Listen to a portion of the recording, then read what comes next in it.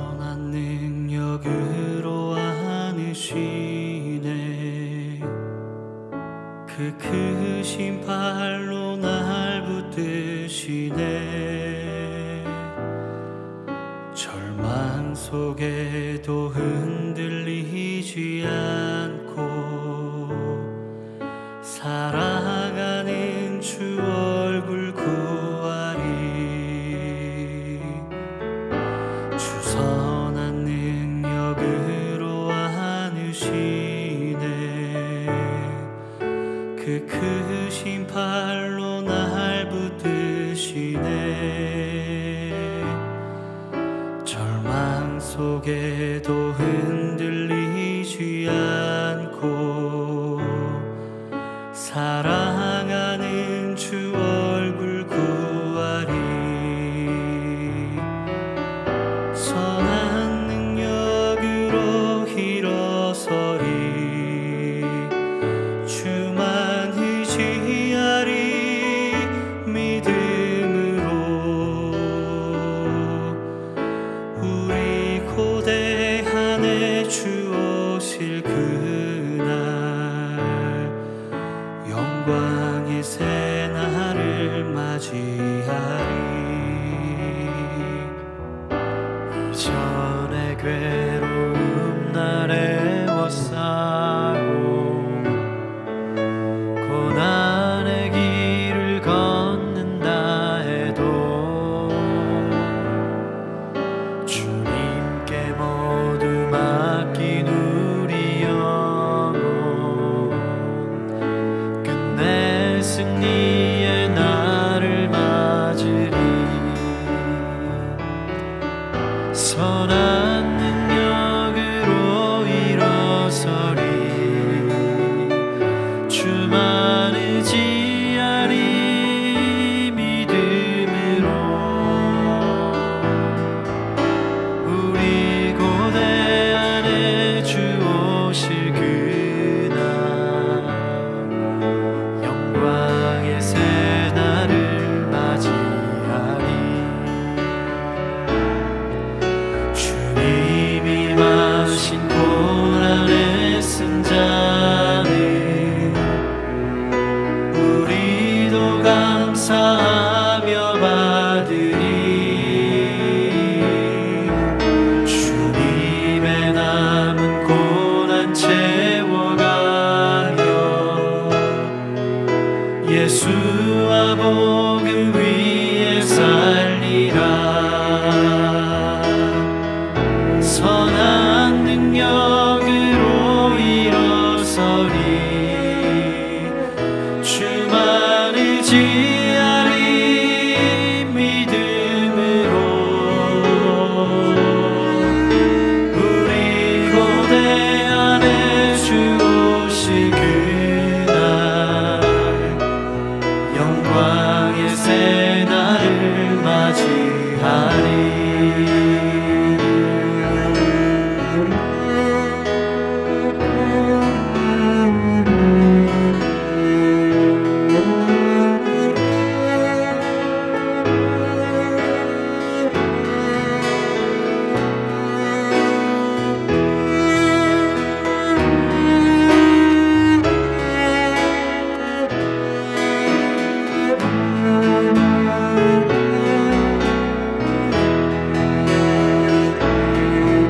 선한 능력으로 일어서리. 주만 의지하리. 믿음으로 우리 고대한에 주 오실 그날 영광의 새날을 맞이하리. 영광의 새날을 맞이하리. 영광의 새날을 맞이하리. 샬롬, 주님의 평강이 여러분과 함께하기를 기원합니다. 오늘 새벽 강단을 통해 하나님의 말씀을 깨닫는 지혜와 기도하고 간구하는 모든 것들 위해 응답의 열매가 충만하기를 소망합니다. 이 시간 우리에게 주시는 하나님의 말씀은 로마서 14장입니다. 믿음이 연약한 자를 너희가 받되 그의 의견을 비판하지 말라. 어떤 사람은 모든 것을 먹을 만한 믿음이 있고 믿음이 연약한 자는 채소만 먹느니라. 먹는 자는 먹지 않는 자를 업신여기지 말고 먹지 않는 자는 먹는 자를 비판하지 말라. 이는 하나님이 그를 받으셨습니다.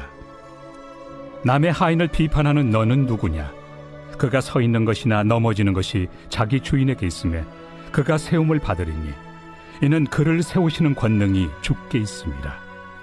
어떤 사람은 이 날을 전날보다 낮게 여기고 어떤 사람은 모든 날을 같게 여기나니 각각 자기 마음으로 확정할지니라.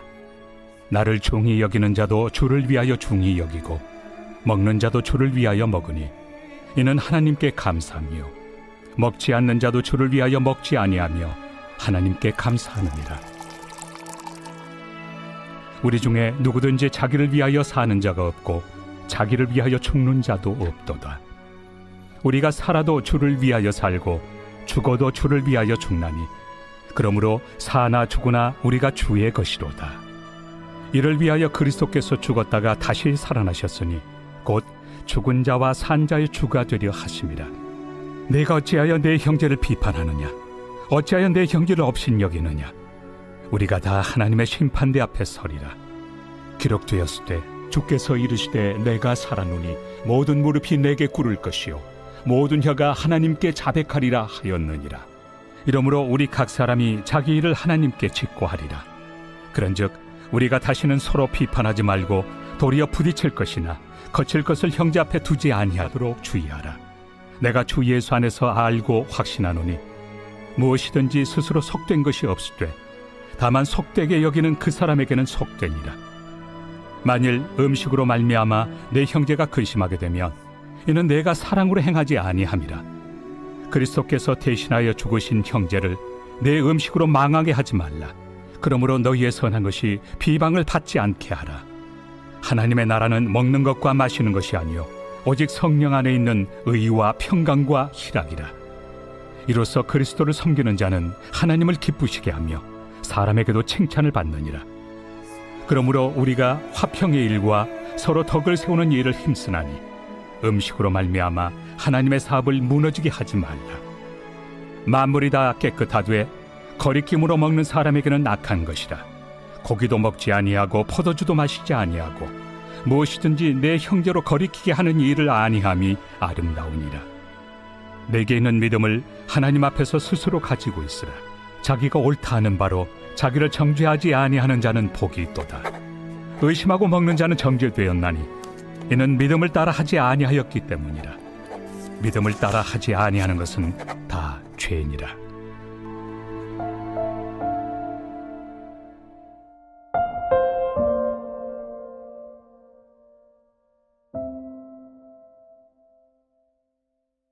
수단. 일이 잘 풀리기만 하면 다 괜찮다는 현대사회의 사고방식이 교회에까지 스며들었습니다. 수단과 결과에 대한 오랜 윤리적 논쟁은 이제 캐캐묵은 논쟁이 되었습니다. 결과가 아무리 좋아도 수단을 정당화하지 못한다는 사고방식을 가진 사람은 이제 거의 없습니다.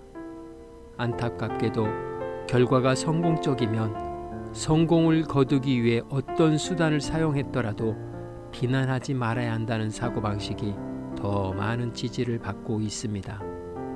이와 반대로 수단을 지나치게 강조해서 결과는 그다지 신경을 쓰지 않는 경우도 있습니다.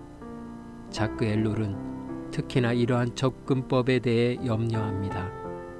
우리는 수단에 지나치게 종속된 상태에서 벗어나기 위해 싸워야 한다고 말합니다. 수단을 강조하면 기술과 방법, 절차, 운영 과정 등을 확대해서 생각합니다. 그러나 더 큰 그림을 보지 못합니다. 수단의 정당성을 확보하려면 판단의 근거를 조율해야만 합니다. 믿음이 강한 사람은 약한 사람의 수준에서 그리스도인은 하나님의 시선에 맞추어야 합니다. 바울은 이렇게 수단을 조율하지 않으면 그 자체는 죄가 아니지만 결과는 하나님의 피로 세운 영혼을 죽이는 일이라고 말합니다. 이 시간 세상을 살아가는 수단과 방법들이 하나님의 말씀 앞에서 정당성을 갖추었는지 살펴보며 나에게 베푸신 은사들이 영혼을 살리는 도구로 쓰임 받을 수 있도록 결단을 위한 기도의 자리로 나아갑니다.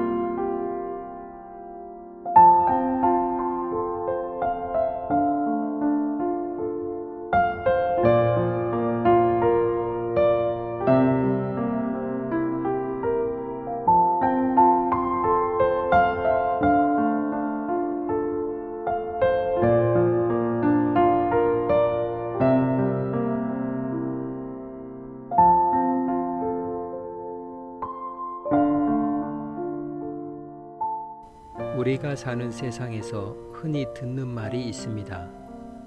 뭐로 가더라도 서울만 가면 된다. 성공을 위해서라면 수단과 방법을 가리지 마라. 성공지상주의 시대에서 어울리는 말입니다. 그러나 이것은 하나님 나라를 품고 사는 그리스도인의 방법은 아닙니다. 예수님은 그 기준을 바꾸어 놓으셨습니다. 그 기준은 곧 하나님의 사랑입니다. 영혼을 살리는 것입니다. 사랑의 하나님, 하나님의 관심은 언제나 생명에 있었습니다. 그러나 우리의 관심은 언제나 자기 의에 있었습니다. 쉽게 정죄하고 판단하며 잘난 체했습니다. 이것이 우리의 교만이었습니다.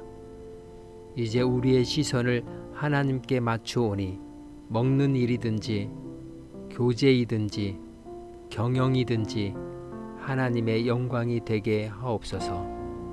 오늘은 이렇게 고백하며 시작합니다. 주님, 저로 하여 그리스도의 선한 영향력을 끼치겠습니다. 예수님의 이름으로 기도합니다. 아멘. 이제 음악이 마칠 때까지 자유롭게 기도합니다. 하나님께서 우리의 기도에 귀 기울여 주십니다.